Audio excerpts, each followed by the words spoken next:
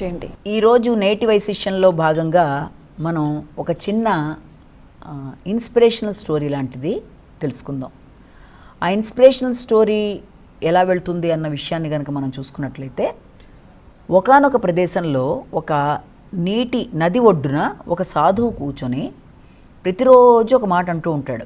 వచ్చిపోయి వాళ్ళందరూ వింటుండగా, మీకు ఏది కావాలంటే అది వస్తుంది, మీకు ఏది కావాలంటే అది ఇస్తా, ఏది కావాలంటే అది ఇస్తా అనే what ever you want you will get అన్నట్టుగా చెప్తూ ఉంటాడు అనమాట. ప్రతిరోజు అలాగే చెప్తుంటే ఆ వింటూ పెడుతున్న వాళ్ళల్లో చాలామంది ఇతను పిచ్చివాళ్ళ ఉన్నాడు, ఇదేంటి ఇతను ఇచ్చేదేముంది మనం తీసుకునేదేముంది అనే విధానంలో కొందరు, రోజు ఇలా చెప్తూ ఉంటాడంటే ఏం కావాలంటే అది మీకు లభ్యమవుతుంది, నేను ఇస్తా అన్నట్టుగా మాట్లాడుతున్నాడు ఏంటి, ఇదేంటో ఇతను ఈ విధానం అనుకుని కొంత నవ్వుకుంటూ వెళ్ళిపోయేవాళ్ళు కొందరేమో సరేలే ఇతను పిచ్చివాళ్లే ఇలా ఏదో మాట్లాడుతున్నాళ్ళే అనుకుంటూ వెళ్ళటం, ఇలా రకరకాలుగా అనుకుంటూ వెళ్ళిపోతూ ఉంటారు ఆయన గురించి.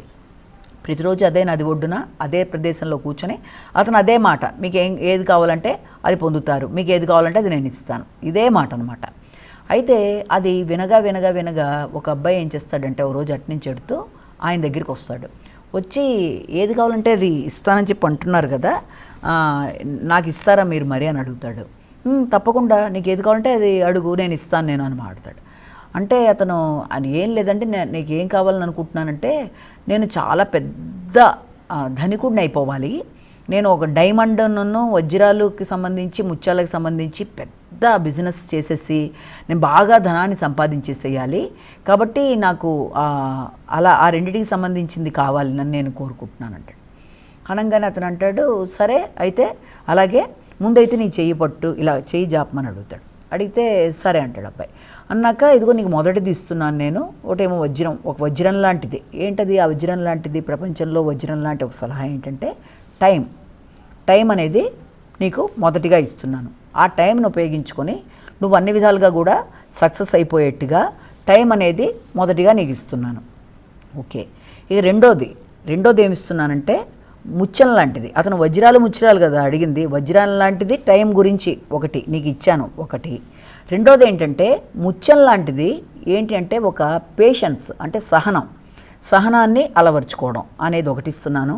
టైం అనేది ఒకటి ఇస్తున్నాను. టైం ప్రకారం నువ్వు చేసినా సక్సెస్ కాకపోతే పేషెన్స్ని అలవర్చుకొని నువ్వు సక్సెస్ అయ్యే విధంగా ఉండేట్టుగా నీ పేషెన్స్ని ఇస్తున్నానంటే అబ్బాయి ఆలోచనలో పడతాడు. ఏంటి తను ఇలా అంటున్నాడు, సమయం అనేదాన్ని ఇవ్వడం ఏమిటి, లేకపోతే టైము ఇచ్చానంటాడు, తర్వాత ఏమో ఇది మనకి ఈ యొక్క సహనాన్ని ఉపయోగించుకోమంటాడు.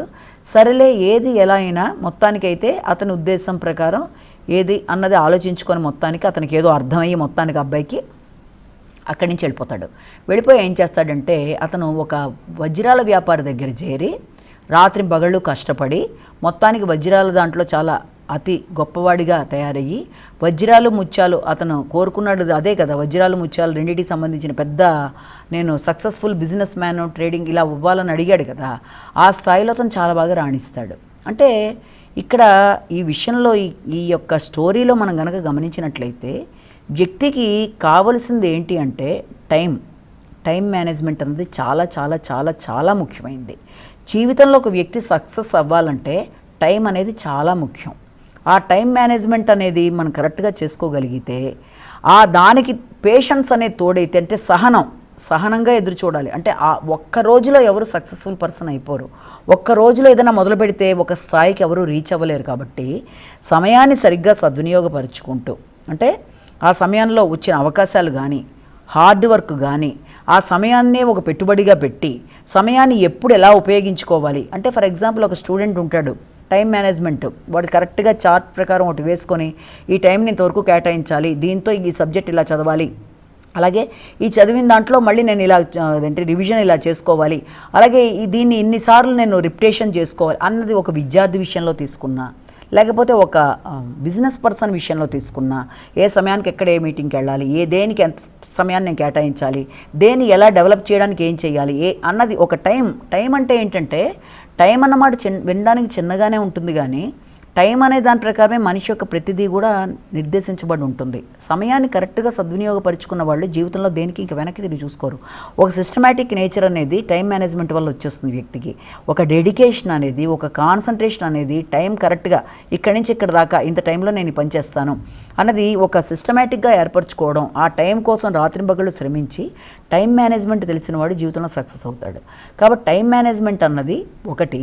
అలాగే ఎంత నువ్వు టైం మేనేజ్మెంట్ చేసినా, ఎంత నువ్వు కష్టపడ్డా కొన్నిసార్లు నీ ఫలితం రావడంలో లేట్ అవుతుంది. అంటే ఇమీడియట్గా రిజల్ట్స్ అనేవి ఎవరికి రావు. ఇవాళ నువ్వు ఒక సీడ్ని కనుక పెడితే ఆ విత్తనం రేపు పొద్దునకల్లా వటవృక్షం అయిపోదు.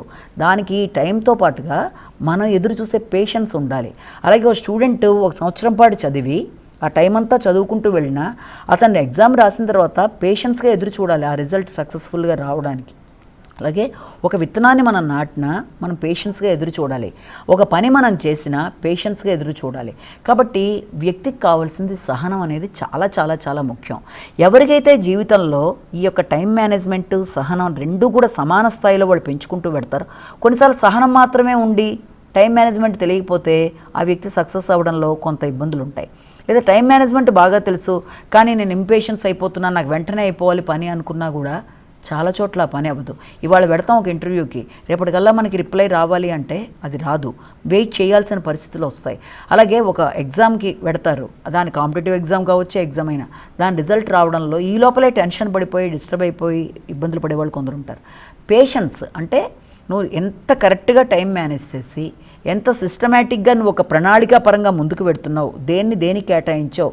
ఒక పుస్తకాన్ని మొత్తం నువ్వు చదివినప్పుడు దాంట్లో ఉండే 10 చాప్టర్లని టైం మేనేజ్మెంట్ ప్రకారం ఫస్ట్ చాప్టర్కి ఇంత టైము, సెకండ్ చాప్టర్కి ఇంత టైం నువ్వు ఎలాగైతే చదువుకుంటూ నువ్వు వెళ్ళావో అదేవిధంగా పేషెన్స్ అనేది కూడా నీకు ఖచ్చితంగా ఉండాలి. అంటే ఇంత ఖచ్చితంగా నువ్వు చదివినప్పుడు పేషెన్స్ అనేది చాలా చాలా అవసరం. కాబట్టి సహనంగా నువ్వు ఎదురు చూసినప్పుడు తప్పనిసరిగా టైం మేనేజ్మెంట్ ప్రకారం నువ్వు చదివిన దానికి పేషెన్స్ ప్రకారం ఎదురు చూస్తే మంచి రిజల్టే వస్తుంది. కాబట్టి ఎవరైతే జీవితంలో ఈ 2 సూత్రాలు what ever you want you will get అని ఇందాక ఎలాగైతే సాధువు చెప్పాడో, ఆయన ఇచ్చిన 2 కూడా ఒక డైమండ్కి సంబంధించి, ఒక ముత్యానికి సంబంధించి తను ఒక వ్యాపారి అయి సక్సెస్ఫుల్ పర్సన్ అవ్వాలని అబ్బాయి కోరుకున్న దానికి వజ్రం లాంటి టైం మేనేజ్మెంటు, ముత్యం లాంటి ఈ యొక్క అతనికి పేషెన్స్ అనేవి 2 అలవర్చుకో అంటూ అతను చెప్పాడు.